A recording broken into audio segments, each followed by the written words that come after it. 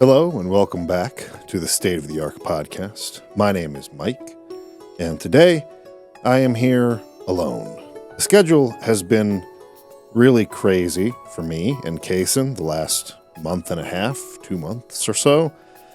Usually we record these episodes on Thursdays for release the following Wednesday. Tonight it is Tuesday, August 13th, actually. In 20 minutes, it will be August 14th, the day of release. So it's not very often that I'm recording at the last minute like this. But last week, I was traveling for work. This week, Casen is gone. And so I'm kind of pulling this together at the last minute. But there are a few things that I wanted to talk about in the last episode that we didn't have time to go over. We recorded for about 3 hours last week, which is much longer than we typically go for one episode. And I ended up cutting that down to about 2 hours, 25 minutes. But there were still a couple of things that I had in my notes and that I wanted to talk about that I wasn't able to talk about. So, I want to go back over those things and, on top of that, respond to some of the really amazing, insightful comments that we received on the last episode as well. I think there's some great discussion to have in some of those things you guys brought up. So there are a few scenes in particular that I wanted to go into a little bit more detail on. First of all, this was brought to my attention in our Discord chat at the time of recording, but since then I've seen it in a few places, in comments as well.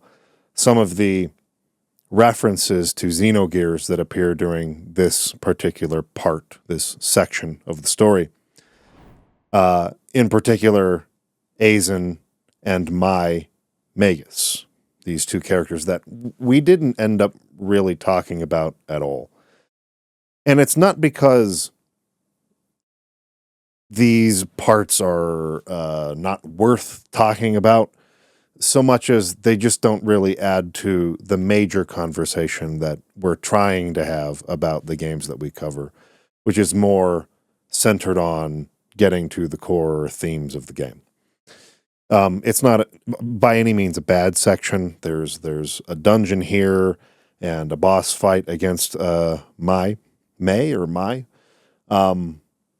And, her father was basically taken by the UTIC organization. When you go into Labyrinthos the first time with Shion and Alan, you can basically find out what happened to her father, take that news back to her. It's kind of a optional thing you can do, a side quest, which will end up leading to a really nice weapon for Jin.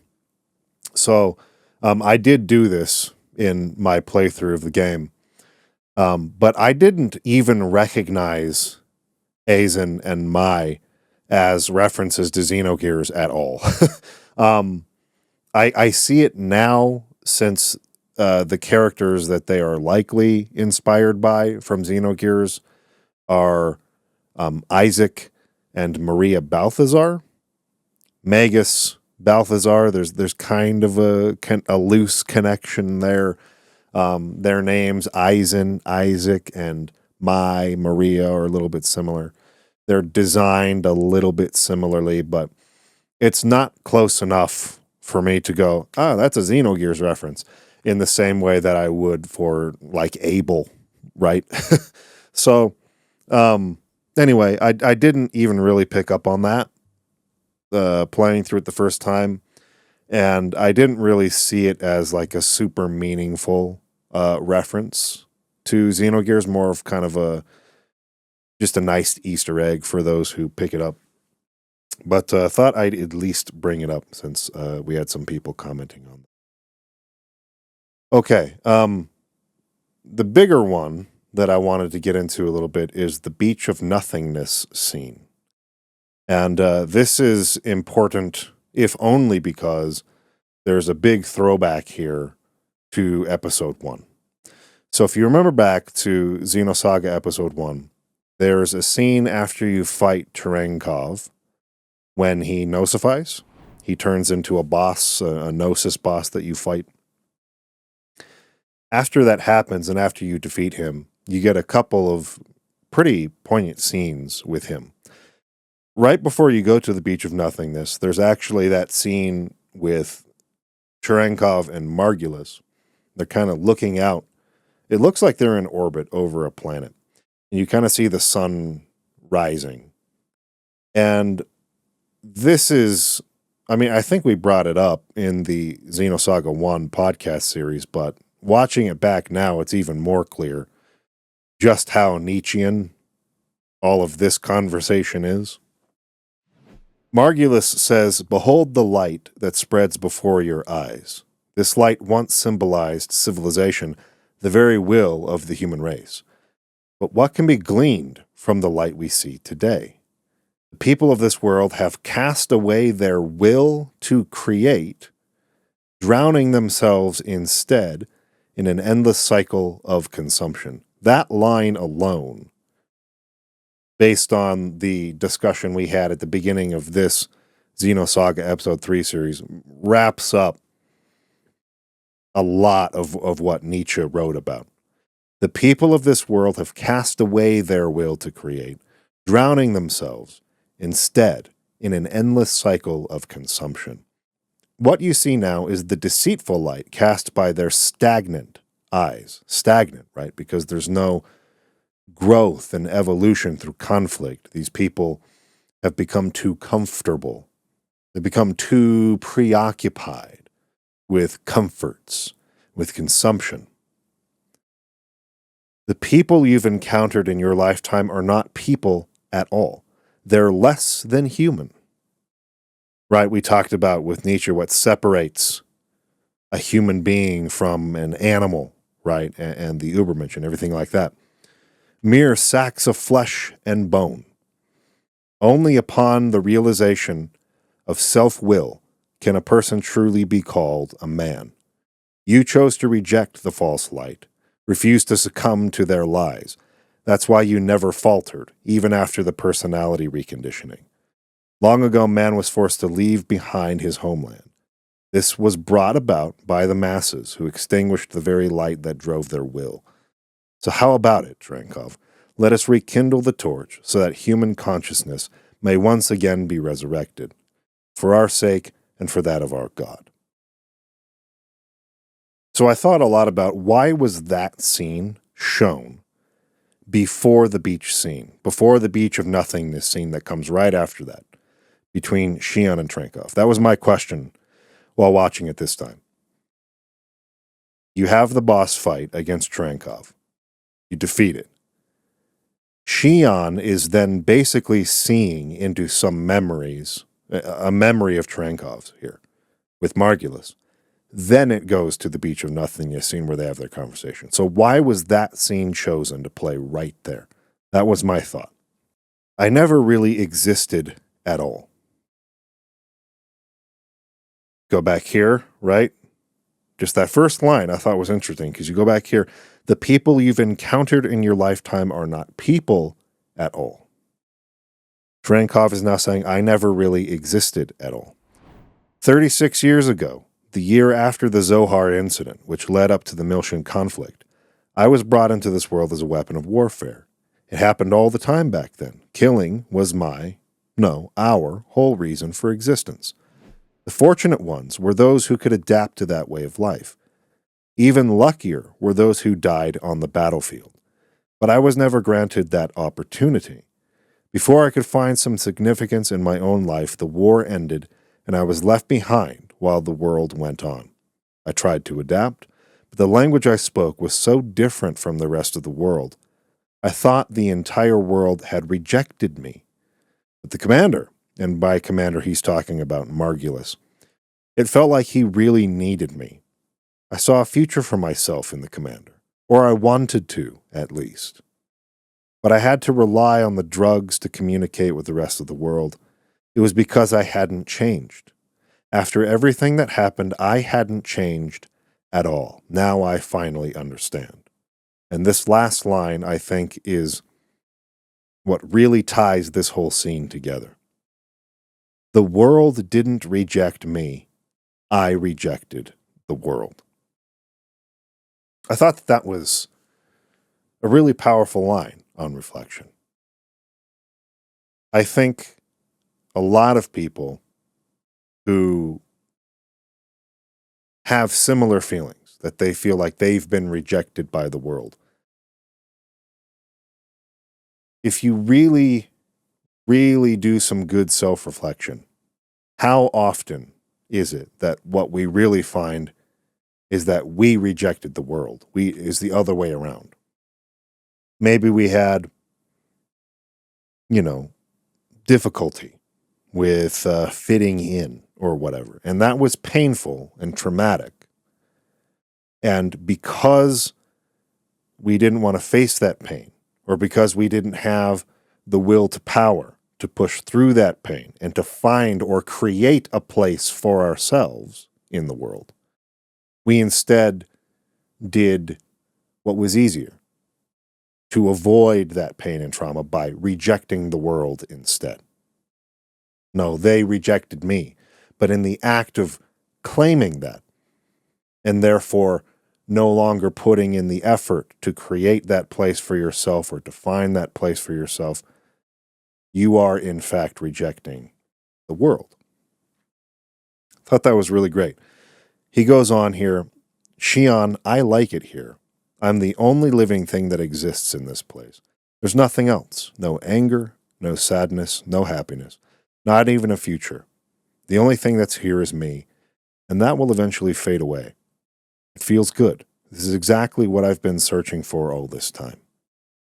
Shion, you'll eventually find yourself here too. I'm sure of it. It won't be much longer, I know. I can tell. A little bit of foreshadowing here. And that foreshadowing is now being paid off in Ep.3 with this Beach of Nothingness scene that we get between Yim Misrahi and Shion. Now, what's interesting is that the Beach of Nothingness is this kind of limbo-like area. Cherenkov seems to have gone there upon being killed by the party after being nosified. Shion, on the other hand, has another blackout, one of her many blackouts that occur during the game, where she comes in contact with Udo during these blackouts. In every case, that's what's happening. Except this one. And I put an asterisk on the word except there. Because I do feel like this is a contact with Udo as well, just in different form. But it's an interesting difference. Cherenkov went there almost like a true limbo after death. Shion is going there as part of a contact with Udo. And so this comes right after the scene where Cosmos had reawakened and fought against Voyager when Voyager had infiltrated the Elsa and tried to take Cosmos away. So after that scene, Shion and Cosmos are embracing, and Shion is saying, you worried me so much, and this and that. Then she blacks out right there in Cosmos's arms. And that's when this scene takes place. Now, I have to admit, in the conversation last week, we talked a little bit towards the end about the obtuse nature of some of the writing in these Xeno games, in particular Xenosaga, but also in Xenogears, I feel. And I feel like this scene is another example of that kind of thing. It can be a little bit difficult to really understand what the characters are saying, either because they're being vague or because it's one of those types of scenes, and you see this a lot, where you have one character, usually your viewpoint character, asking questions, trying to understand this abstract, strange, new environment or place they find themselves in. And you have this other person who's there to guide, mentor, reveal things, who just doesn't answer any of their questions. You'll ask a question and they'll just keep talking past the main character in this very mysterious, vague way, leaving it up to the main character and the audience to try to piece together what those clues mean and how they fit. So I know that, at least to some degree, this is intentional. But this kind of scene, in general, does a little bit get on my nerves sometimes. Because it's like the writer is just purposefully, and I'm admitting that that's true, but I think it can be a little irritating that they purposefully dodge just giving a good, straight answer to a question and continue to sort of like string you along for reasons that can feel, depending on the execution, a bit contrived. There's not really a good reason this character is not answering the question. They're just being mysterious for the sake of keeping the mystery going a little longer. Now, I'm not saying that this scene is like the greatest offender in that sense. And the whole reason I bring this up is to say that I don't think I got as much out of this scene as maybe some other people who reached out to me and said, hey, I really feel like you guys missed on this scene. You should probably touch on it. I don't feel like I pulled as much from that, even after a second, third, fourth viewing of the scene, as maybe some of you did. And so I'm going to go over that, and I'm going to leave it up to the audience, as you have been throughout the series. You've been great with the commentary that you've added. I feel like I've learned a lot from you guys.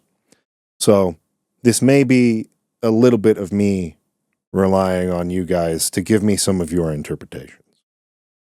But I thought it was curious, first of all, that it's Yim Misrahi here talking to Shion. Because as far as I can see, they don't really have much of a connection. Yim Misrahi has a connection, obviously, to Momo. Strong connection to Momo. But I'm not sure why that form is chosen here, why this person is chosen here to be this sort of mentor for Shion. That was one of my biggest questions that I didn't feel like I was able to get a real strong, sufficient answer to. Why is it Yim Misrahi that's appearing? He says, don't you think waves resemble the relationships between people? They ebb and flow, as if feeling the distance between them, and repeat that process eternally. So we get this sort of vague platitude, I think it's fair to call it that, about the nature of relationships and the ebb and flow, right? I think we can all at least agree that that's kind of how they go. Sometimes you feel really close to a person, other times you kind of lose connection and maybe lose contact for a while and you're not really in touch. This can happen, of course, with friends or family or whatever. Some people are in your life for a short time and then not anymore. So all of that seems fairly straightforward. But he kind of cuts from that thought straight to, young lady, do you love your father? Really direct question. This is also partly why I think Udo is sort of creating this scene. Because Udo's trying to get at the core of understanding who Shion is as a human being. He's been asking questions. I keep saying he. Udo, it, has been asking questions pertaining to this, driving at this, throughout their contexts previous to this in the game. So a direct question like that seems to me to be getting at the root of some of her trauma that we're going to be addressing here in the next chapter, in Chapter 7. So last week on the show we covered chapters 4 through 6, and we'll be doing 7 through 9 in the next episode, but in Chapter 7 is where we're going to get at the real root of Shion's trauma. So we're beginning to set that up a little bit here. Young lady, do you love your father? What? She says. Yim Misrahi says, parents and children too could be said to be like waves. She asks, Professor Misrahi, what was your relationship with my father? Now, his response here I thought was strange. And I'm kind of trying to piece together why this response was as strong as it was. It was almost like Joachim was irritated. What good will knowing that do? I don't think knowing that will be of any benefit to you now. Real curt, short with her. Not sure why that is, but again, if we're considering that this is like an Udu vision, less so than like a literal sort of like meeting in this limbo place between Joachim and Shion, it could be that that's the case. Maybe there's evidence for that. Maybe there's a database entry that would clear this up and say, no, this is not an Udu visitation, but it would seem strange to me if that were the case, if only because every time she's blacked out previous to this, it's been an Udu contact. The Udu waves go blank, and then she passes out, right? So if this is not that, then I would, I would think that's a little strange that it would come during one of her fainting episodes. So considering that this is likely Udu, or at least that's my working theory at the moment, maybe Udu doesn't know the answer to that question too well. I mean, I'm guessing in the contact with Shion that he is able to glean from her past what she knows or what she was there for, but maybe he doesn't know some of those other details that she wasn't privy to necessarily. So maybe it's a deflection in that sense. Well, what good does doing that know? Don't ask that question. I can't answer that. Anyway, he goes on to say, words can completely change their meaning depending on the mind of the listener. They can change into good ones or into bad. Some words cannot be conveyed. What one thinks is good will not always lead to good results. You're a scientist too, then you should understand. Again, people are different. People think differently. Sometimes even with the best of intentions, you mess up. I think that's all fairly straightforward, though vague. She says, I still want to know. Without knowing, how do I know where I stand? Now, this is a little bit of what I was talking about with some of the vagueness that the dialogue can have sometimes. I wasn't sure if she was referring to wanting to know what the relationship between her father and Dr. Misrahi was, whether she's still going on that point. I still want to know, even though you told me there's no point in knowing that. Without knowing that about my father and his relationship with Misrahi, how do I know where I stand? Or is she talking more about general knowledge as a scientist?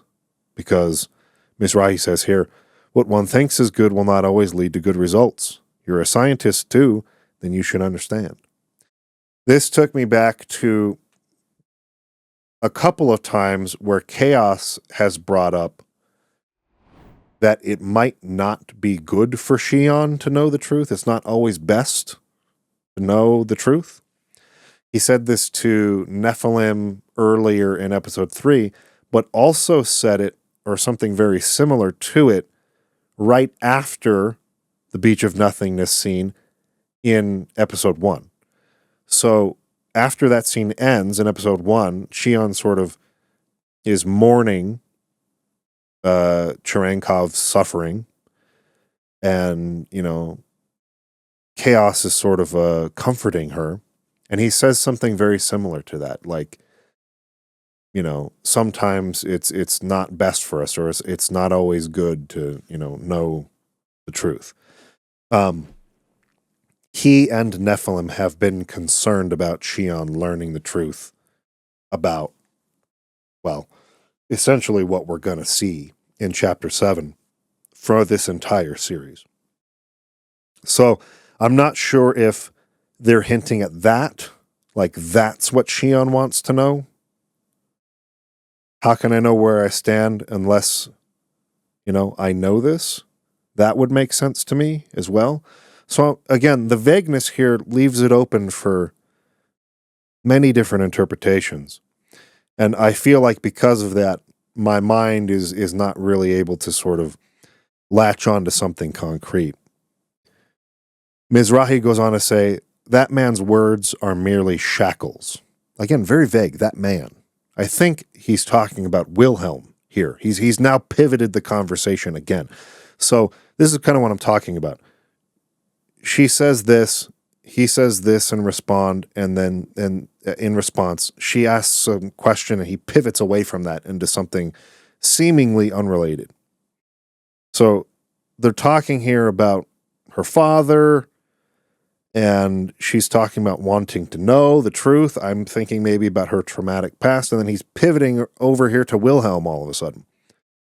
She asks the question, that man, what do you mean? He doesn't answer that. He just continues to go on without answering the question. He is a man possessed by his own narrow-minded ego.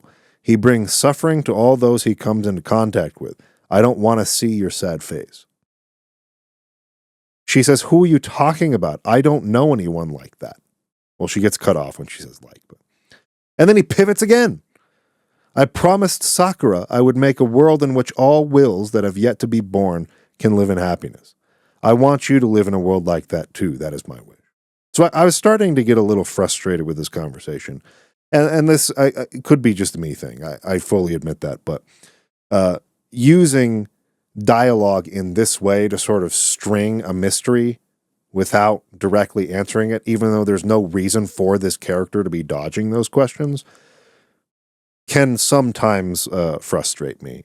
I think there are more natural, better ways to keep the mystery going without a character who's in the know just dodging answering questions. She says, Professor Misrahi, he says, don't do anything you don't want to. Be true to your feelings. Do that, and she will answer your call. Again, vague. Now, at least here, I do think they pretty much directly answer who he's talking about by saying she. Do that, and she will answer your call. Then there's a bunch of flower petals that sort of start surrounding them. And Shion looks out into this field of flowers. Now, the type of flower here is the clue. These are cosmos flowers. This is a real flower in real life. It's called the cosmos flower. So there's a woman there, a dark-haired woman, surrounded by cosmos flowers. And throughout this entire series, Wilhelm and others have been talking about the true awakening of cosmos, right? So I think you can put this all together if you know about that flower, that the she who will answer your call that he's talking about is Cosmos. And Cosmos has something to do with this dark-haired woman in the field of flowers. But that, of course, is setting up some new mysteries, which is fine. I like that part of it. But yeah, I go through this conversation, and my feeling about it is that there's a lot of vagueness going on here. They're not ready to answer some of these mysteries yet. They're not ready to answer the questions. But this way of going about hinting at those without answering them, to me, when you're being that vague and when you're dodging answers in that way, I can kind of start shutting my brain off a little bit and stop paying attention to it. I think that's what I did on the first playthrough, which is why I don't think I really took many notes. And then going back through it, 2 or 3 more times, I still just don't really know if I'm pulling more from that, even after having finished the game. So that was why, I had a note to talk about it, but why I felt okay with kind of skipping over it, because I didn't feel like I had really that much to add about that scene. There's also an interesting bit of foreshadowing that comes up with this dialogue from Chaos. This is after they have gone in and stolen the anima relics, and they're starting to resonate with the pilots. So Junior says, what's going on? Because the ES that he's piloting is starting to kind of glow. They're not going to shut down again, are they? Chaos says, no, this is the vessels of anima resonating with our wills. Junior says, what? With our wills? Jin says, our consciousnesses and the vessels of anima have begun to synchronize. So we talked a little bit earlier about how Abel was not synchronizing correctly with the Omega mech, largely because it's using a Zohar emulator instead of the original Zohar, right? But here, our characters are finally fully resonating with the vessels of anima that give the power to their ES units. Junior says, so this is what Virgil meant when he said we're going to be compelled to ride them? Shion says, but what does it mean? Is this caused by someone's will? Ziggy says, I don't know, but I have a feeling his words did mean something. Chaos says, if the synchronization continues, it's only a matter of time before the vessels, and he sort of trails off. Junior says, what is it, Chaos? And Chaos says, what? Oh, it's about the ESs. Controlling them is even more difficult than before. Be careful and don't lose control. Junior says, right, gotcha. And then Chaos says, Wilhelm, what are you trying to use this power for? So Shion was kind of right on the money when she said, is this someone's will, right? It seems that this is at least part of Wilhelm's plan. Chaos has caught on to that. That Chaos wants them to, that Wilhelm wants them to resonate with the vessels of anima. So those were kind of the three different things I wanted to touch on a little bit that I felt like were maybe left out of our last episode. I would love to hear your guys' thoughts on some of those things, particularly the Beach of Nothingness scene, and how it strengthens and pertains to some of the game's thematic core and what it's working up to in the climax of the story. And if there's anything that you think I should look at more closely to get some of the answers to the questions I have regarding that scene in scenes that are coming up, feel free to let me know which chapters those appear in and, what I should pay more attention to as I'm taking my notes for next week's episode. So, okay. Now, I wanted to go over a few comments from this week. First of all, some corrections to some things that we said.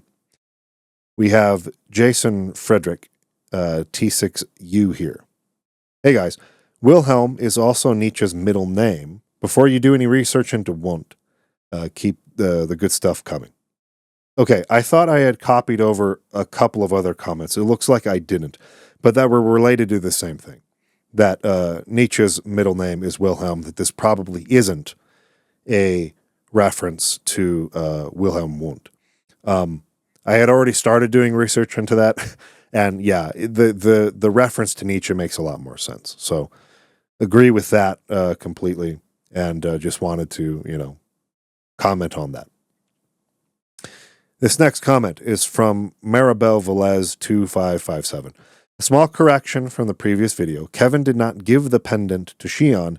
He died with it, and she kept it as a memento. You can see this flashback in episode 1 after Shion realizes Cosmos is activated.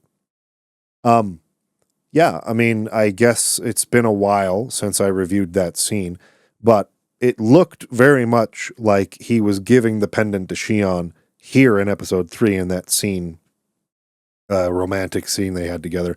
I mean, he puts the pendant around her neck. So I guess that was the reason why I assumed this was the moment where he gave the pendant to her. So I guess what you're saying is that after having placed the necklace on her, he took it back later, and then when he died, she came and took it from him. So maybe this was just temporary, like I'm just putting this on for now, but you can't keep it. I don't know. Seems a little weird to me, but fair enough. Okay, Maribel Velez goes on. Telos also shows you that she is a machine-enhanced human in her fight with Cosmos. She bleeds by her cheek. In this fight, Cosmos also has the same slash, but on the opposite side of the face. Yeah, didn't even notice that. Didn't notice the blood. I guess I just missed that detail, so that's very interesting. Goes on to say, the reason the 13th Zohar emulator does not link with Abel is because his will is for the purpose of the original Zohar. His will is rejecting the link because it emulates the same conditions, but the power of the real Zohar in Udu cannot be emulated or replicated. Yeah, so he needs the original Zohar to fully link with Omega. His appearance in Shion's dreams gives it away that he can link with Udu or is a part of Udu. He's unable to communicate in the real world, just like Sakura. I did take a note of this, but I had written it down in my notes, that this is the reason why Yim Misrahi had been assigned to sort of like be his caretaker or watch over him because of her experience with Sakura from before. His reason, meaning Abel's reason, is different, almost like he's sealed within himself. And I think Yim Misrahi took him under her wing because she had been through it with Sakura in the past. Another note that this person makes sure about the Testaments. I don't know if anyone else noticed since the first episode that they are classified as a G-type enemy. And in the ending, you will get more clarity on who can meet the conditions to become a Testament, where their powers come from, and why they're no longer human. So G-type enemies refer to Gnosis-type enemies, right? They have like different classes that they assign to enemy in this game to give them, their types. And the G-type enemy is a Gnosis type. So the Testaments in this game are classified as Gnosis-type enemies. Something to keep in mind. That's a very nice observation. This one comes from Adler Cat. I'm not an expert in Greek, but I believe cosmos, besides referring to the universe, means order, the opposite of chaos. We always used to talk about it in the GameFAQs forums back in the days of Xenosaga 1, having two mysterious characters, one named Chaos and the other named Order. We had no idea what the nature of their relationship was, but they were clearly connected. This is also a good thing to clarify as we go into the final chapters of the game. Yes, keep this in mind. Chaos and Cosmos have a link together that is important, and their names do make sense of this coming up here in a bit. Val Toadstool adds to this point a correction to one of the comments you brought up. Cosmos does not mean chaos. It's a Greek word that refers to the order or arrangement of the world. Cosmos' name also comes from the flower cosmos, which has the same meaning. So we just talked about that. But again, making sure that we differentiate cosmos from meaning order, while chaos meaning, obviously, chaos. But CloudKit responded to this comment with something really good, a really nice pickup, which is why Telos declares, I am order, not you, Cosmos, when fighting her. So pretty cool. I liked that. I like that correction. I think it is an important correction and an important distinction to make as we go into the conclusion of the story. Okay, this next one I wanted to respond to. I sent a response text form to the comment, but I also wanted to bring it up just because there were some other comments I'm going to get into a little bit here that explain or I think answer this person's concern or disappointment with the reason why we structure the show the way that we do. So this is from the Lone Gamer. I'm disappointed they don't talk more about the actual plot. I like discussing themes of media I enjoy, but this game has so many awesome moments, to not talk about them feels wrong. Instead, they spend most of the podcast discussing philosophy and not even the game. At least that is what it feels like to me sometimes. I responded, we went back and forth and clarified a little bit, and I get it. If what you're looking for is more discussion of just like the plot and events and lore of the game's world, I feel like we've tried to make it very clear at this point that that's just not something that we are passionate to discuss or talk about. We feel like there's lots of other places on the internet where people are doing that, and they do that very well, and that it is not what we enjoy discussing. What we enjoy discussing are the themes and philosophy behind the meaning of the game's story. What were these creators, these writers, these developers trying to say to us underneath this fiction that they created? Now, for some games, more than others, I think that we will probably find ourselves being a little more plot-centered than philosophy. It depends on how much philosophy there is. Depends on whether we think the more interesting part of analyzing is some of the more like storytelling techniques versus, say, the loftier concepts or ideas behind the story. This series, I should say, is one that is very much more so focused on the ideas and the philosophy. We brought this up in the Xenogears podcast, and I think we brought it up again in the Xenosaga, one of the Xenosaga series we've done. But Tetsuya Takahashi's stated reason for writing these stories in the first place was because he wanted young people to engage with these philosophical ideas that he found really important and fascinating. And he knew that if he just sat down with young people and tried to talk to them about these German philosophers and all this crazy stuff and religion and psychoanalysis, that they wouldn't listen. So he tried to hide this stuff as references and, sometimes plot points in this little shonen mecha anime video game that he created. But the purpose of it, at the heart of what he was trying to do, was to get us to engage with these ideas. And so I feel confident and justified in pursuing the conversation in the way that we have. That is, in putting the majority of our focus on the ideas and on the philosophy. I think that that's exactly what Tetsuya Takahashi was hoping that his players would do. He wants people to become more familiar with, to discuss and wrestle with some of the lofty concepts and philosophies that are being brought up here. He wants you to think about that. He wants you to apply it into your life. He wants you to self-reflect.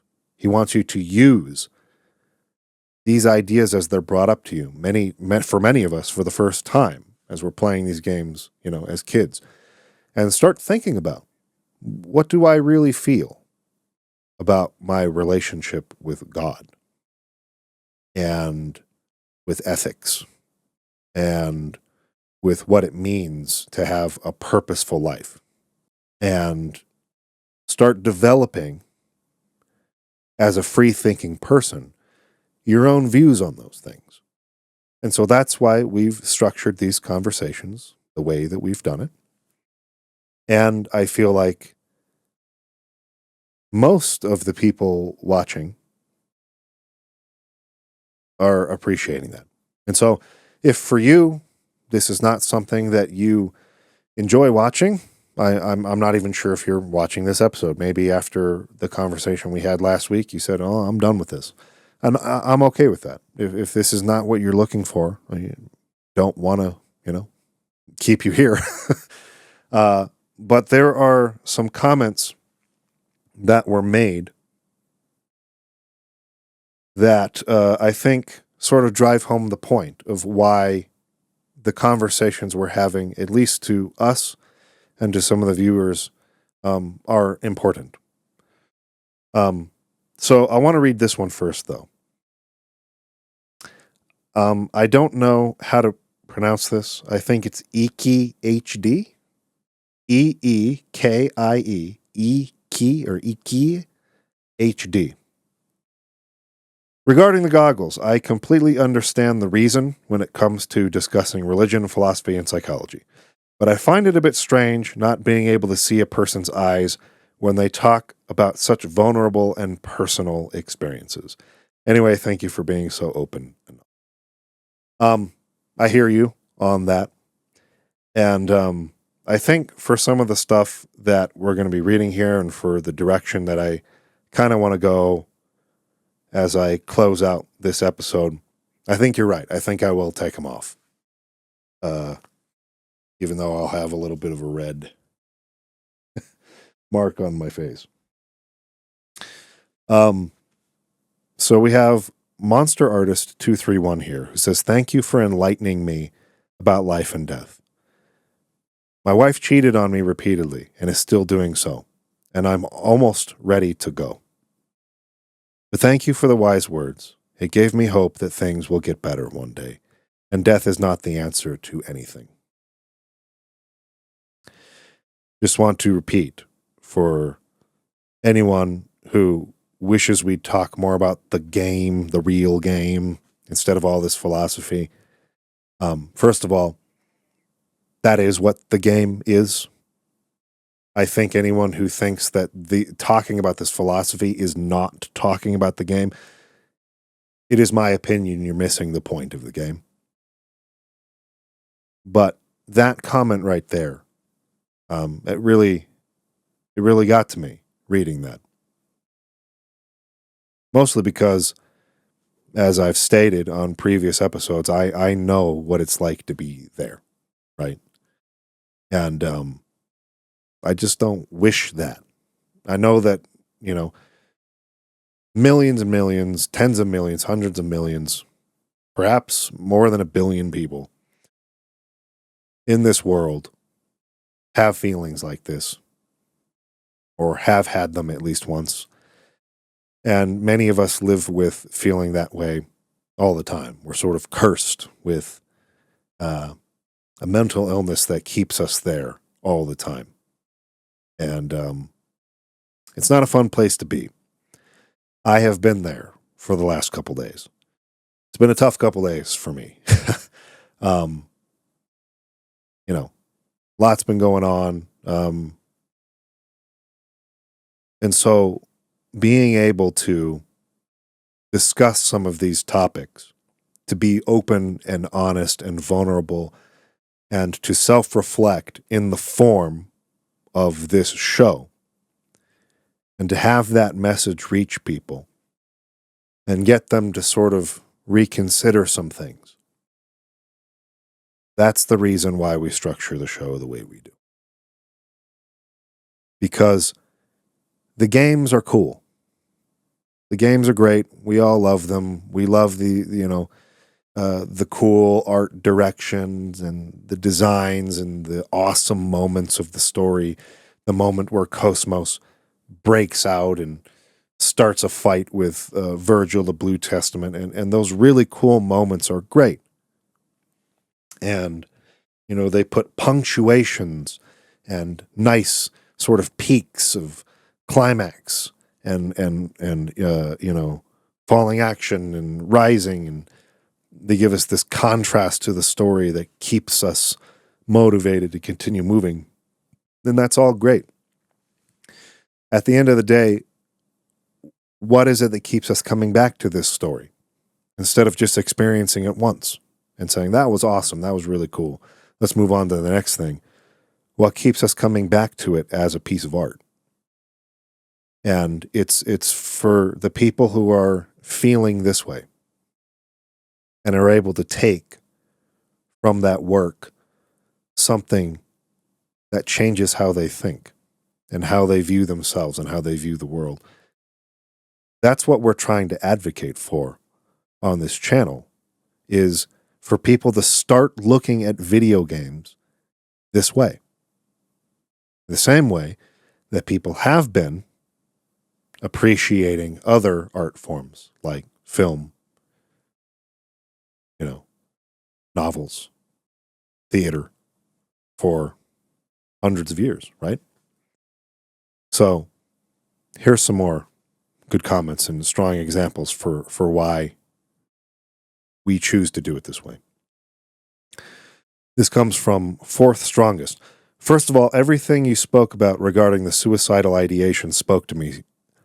I feel like I've had some very similar experiences and thoughts, and hearing you talk about it meant the world to me and made me feel so seen. In a weird way, I had a smile across my face as you discussed it, since I was able to understand and relate so much. Goes on to say, I'm also not one to comment on YouTube videos much, but this channel prompts me to more than almost any other. Also, adding to the beautiful stuff you talked about at the end with Jin's quote, when I came out of a horrible life situation and started to want to live again, one of the things I would say to reframe it all was that I regret nothing. There are many mistakes I've made and things I didn't do, and while I would love to be able to change those things, I know myself now, and I'm happy and proud of who I am. I'm so far from perfect, and there are things I will never do because of the choices I've made, but that's okay. I've learned and made progress and other things, and without the trauma, I wouldn't be here now. I can really want to change my past, or I can't really want to change my past. I'm happy where I am and where I'm going, and that is enough. So you read, testimonials like that from real human beings out there that are going through, we all go through hard things. Life is hard. That's true no matter where I go in the world. My job has taken me now around the world. I've done a lot of travel, and I've met a lot of people in a lot of countries and from a lot of cultures who have gone through some of the worst things you can imagine. Some of the most terrible trauma you can possibly think of. These people have gone through, and at a very young age. And to see their resilience, to see the way that they are able to reframe that trauma, and to see how, as is said here, I can't really want to change my past. I'm happy where I am and where I'm going, and that is enough. That's an amazing, amazing thing to read. It's super encouraging, especially for somebody like me, who is currently kind of in the middle of a tough moment, right? I need to be able to see those things. I need to be able to make these connections with people. And I think we all do when we're in those moments. Helps us to push through it. This one's from Micah Robbins, 9635. I appreciate your guys' conversation on the reliving life over and over again just to experience the happy moments. I feel just because of those kinds of discussions, those are the reasons why these games resonate so much with players like myself. I think Xenoblade 3 does a great job of re-examining and expanding on the concept of eternal recurrence. There's a lot to think about, and just the fact that these games impact us in these ways, where we take the time to reflect on it, is a testament to the art of it. Great episode, guys. Very well put, and that is exactly, the reason, again, that we're doing it this way. This one really got to me. We got Pelger Vampire Duck here. Thinking about any moment that would make this life worth living again and again, I don't think I have one. So, in the thought exercise we put out there last week, can you think of a memory or a moment, or more than one in your life, where you would say, if I had to live the same life over and over again with no change, right? The eternal recurrence according to Nietzsche. If I was fated to that, I would at least be excited or happy or feel blessed or find meaning in the fact that I would get at least to do that again. What Pelger is saying here is they don't think they have one of those that would make them feel like living again would be worth it. In fact, I think life is pointless, meaningless, like somebody's turned on the camera but the movie never started to happen, and the camera keeps rolling but nothing happens. I'm not trying to be emo or whatever. I felt like this for years, maybe decades. I'm still here and I haven't abandoned the boat yet, out of the same apathy I feel for life. It's like I'm even too lazy or I feel too meh to even end it. It's like I'm waiting for time to end. I don't have a reason to be here. I'm single, no kids. I don't have a mission in life, like I work in something that helps people and makes a difference. No, I've always worked in regular, boring office jobs. Life is literally work to pay for the place where you sleep when you're not working, and nothing else happens. Not for lack of trying. I've tried making friends, getting a girlfriend, whatever, but it's all pointless and meaningless. I can't think of a single moment where I was so happy or fulfilled that I'd relive this life. And if there was a button I could press right now to stop the camera in a quick, painless way, like push, done, it's over, I'd do it. I don't know what real joy or happiness feels like, not even when I was a kid, and I got for Christmas what I really wanted so much. Those moments didn't feel real. Not only the happy moments, the bad moments feel like movies or dreams too. I don't know if it's disassociation or what's the right term, but just the name. But just to name an example, if I go to a job interview, I rationally know the historical fact that it was me and it happened to me. But 2 hours later, I remember it in the same way I remember a movie. I don't feel like it was real. It doesn't feel like it was me. It feels like I watched someone else's movie. The same goes for anything, like going to the movies. I'm a big fan of Dune. I went to see the first part, and I remember the historical fact that I was in the theater watching Dune, but I don't feel like it was real. I don't feel like it actually happened to me. I can't explain the total disconnect and apathy towards pretty much everything. It's not hallucinations or something like that. I don't confuse what's real and what's not. I don't hear voices or see things or whatever. I rationally know the reality of that day I went to the theater. That other day I got a job interview. 2 days ago I got a call from a phone company offering some new plan with some bonuses. Yesterday I played guitar. Last night I ate pizza. But none of it feels like it actually happened to me for real. If there was a scale of realityness, with 10 being it totally feels real, I deeply feel it happened to me, and 1 being I saw it on Tom and Jerry cartoon, obviously it's not real. To me, everything that happens in daily life, or big moments like Christmas, birthday, getting a new job, whatever, always feels like a 5. I know the fact that it happened to me, but I don't feel it. I guess I'm coasting through life and just waiting for it to end because it's pointless. The goal or dream of I'll marry someone and have a family, or whatever the normal life is, seems like if it hasn't happened yet, it never will happen. I'm 25 years too late. I'm in my 40s. I'm not 20 anymore.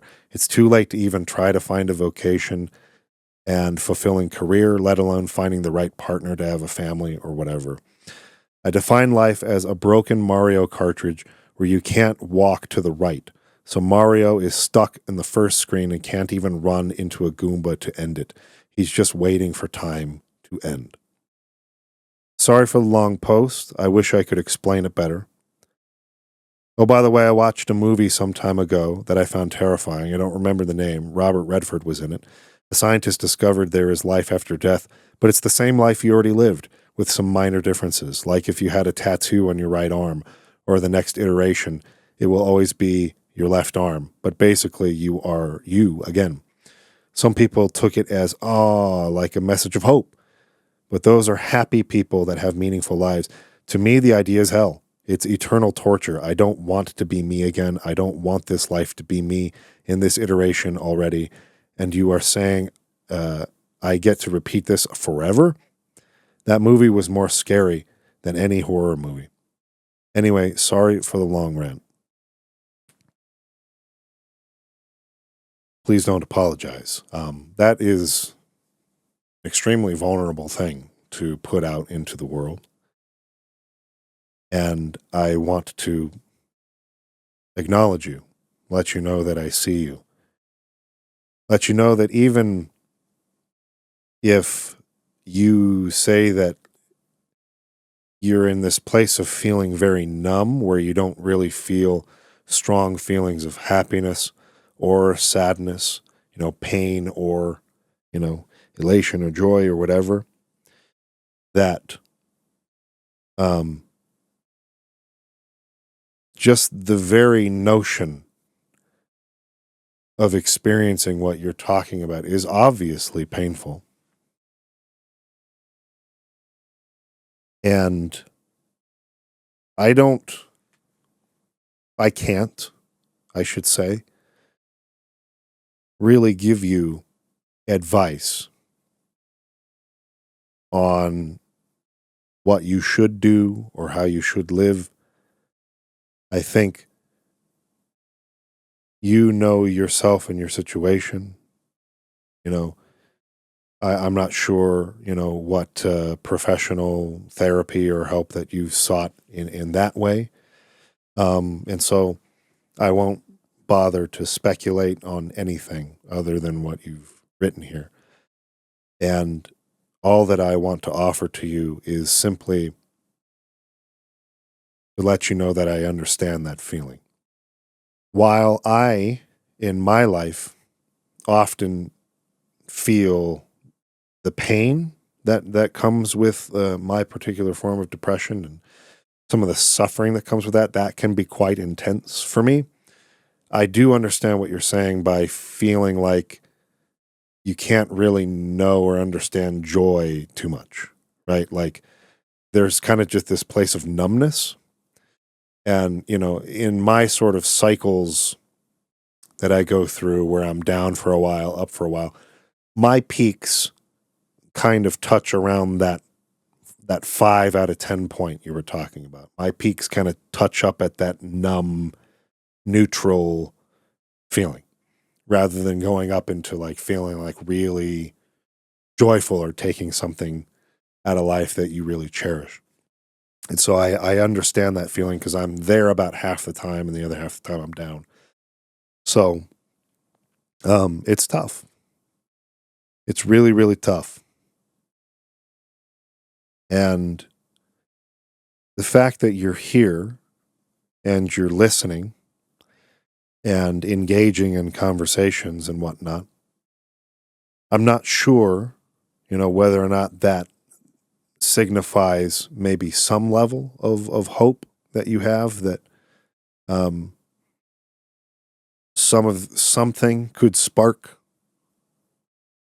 a change in mindset for you or maybe a direction that would give your life a little bit more meaning or whatnot. Or if it's just that you think Xenosaga is cool and some people are talking about that and that's pretty rare on the internet these days. And so it's something to do. But I guess I just wanted to let you know that I see you and I understand what you mean. I've had many of those same thoughts about meaninglessness, purposeful or purposelessness. I mean, just today, I was feeling a lot of that.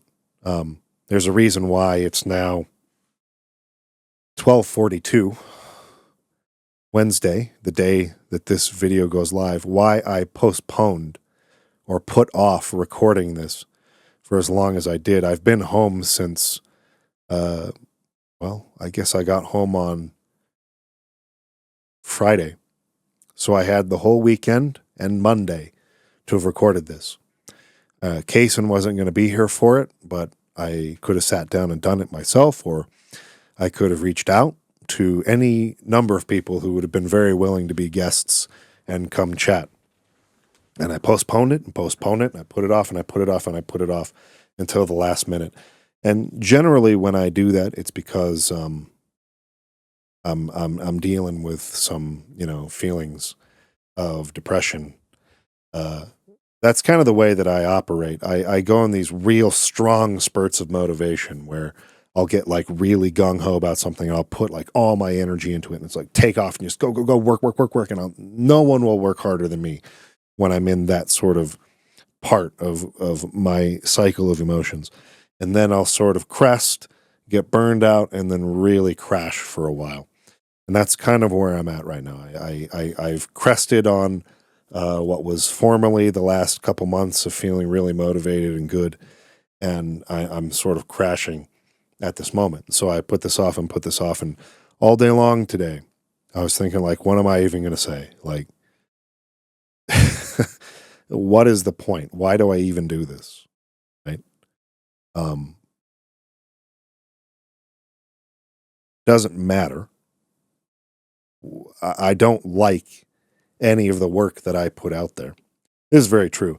I go back and watch stuff that I made. I know last week, well, actually, I think this was more in a Q&A we did for the Patreon exclusive podcast, but I did talk about some of the work that we've done in the past that I watched recently, and I thought, that wasn't too bad. But for the most part, I look back on work that I've done, creative or whatever. I pretty much hate everything that I look back on. I look back on it with embarrassment.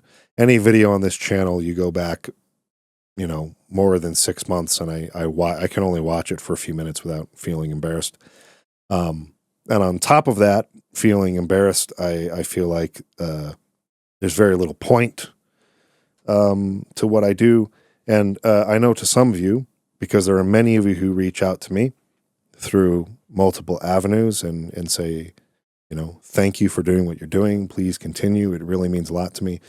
So I don't mean to dismiss any of that, but this is just really and truly how I feel when I get into this kind of place that I'm at mentally. So I was battling that all day and put this off till the very last second because of it, and had no idea how this was going to go, but I knew that I felt at least some sort of inkling that maybe I should include some of that, some of what I'm feeling today and some of what I'm going through right now in the discussion. And as I was feeling like maybe I should work that in to the discussion I wanted to have, I started looking through the comments and started seeing some of these things. And I think I realized I'm very much not alone in this state of mind that I'm in and in this place that I'm in. And there's possibly many, many people who are watching or listening who are going through that. And so to all of you and to Pelger as well, just want you to know that I feel for you. And, I've been there many, many times. I almost perpetually live there sometimes. And I think what at least has helped me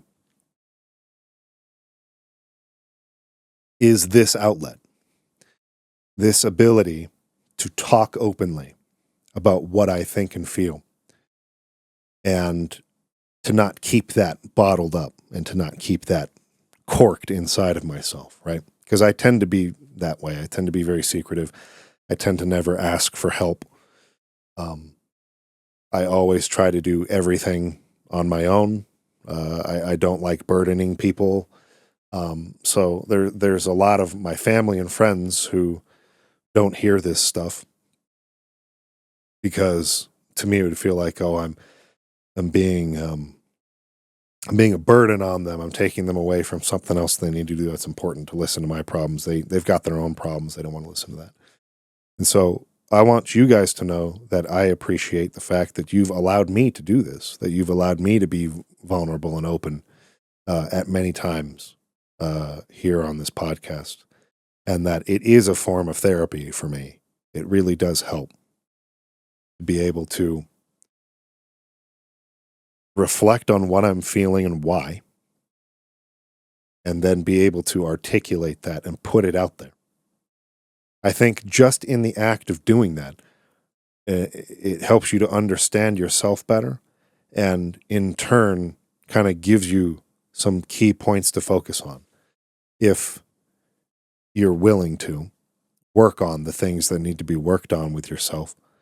It helps clarify where you should maybe put your eyes a little more urgently, and what you should focus on here in the short term, and then, what's something maybe you should keep in mind for the long term in that journey of self-development and self-improvement, and in that pursuit of happiness that I think we're all looking for. So thank you for being so willing to say all of that, to be that vulnerable. And I hope that in the act of doing that, that was able to help you too. Last comment here, and then I'm going to wrap up. We have Smash Brandisnooch 719. We all know, I guess, okay. Sorry. I knew it was going to get maybe a little bit heavy there for a second, so I saved a funny comment for the end. So I'll put these back on. I did like this quite a lot. It gave me a good laugh. So again, Smash Brandiscooch 719. We all know if Shion and Kevin were sitting in a tree. Okay, so the title for last week's episode was Shion and Kevin sitting in a tree, right? K-I-S-S-I-N-G, that whole, rhyme from elementary school. We all know if Shion and Kevin were sitting in a tree, Takahashi would make it the tree of Sephiroth, and you'd have to piece together based on their eye color which step of the alchemical process of the creation of the Philosopher's Stone they represented in order to determine which German philosophers' concepts are clashing and whether they work in tandem or oppose one another. It was a clever comment. It was really quite funny. Thank you for that. I needed that laugh today. And appreciate all of you for watching. Appreciate all of you for giving me a space to come and talk about this stuff that I'm thinking about and that I'm working through in my own life. And I'm happy that, at least to some extent, that those conversations between Casen and I, which have been very helpful, therapeutic, and fulfilling in my own life, are also sparking something in you. So thank you for taking the time to leave your comments and to let me know that. And next week, we will return for the final 3 chapters of Xenosaga Ep.3. So look forward to that, and we'll see you next time.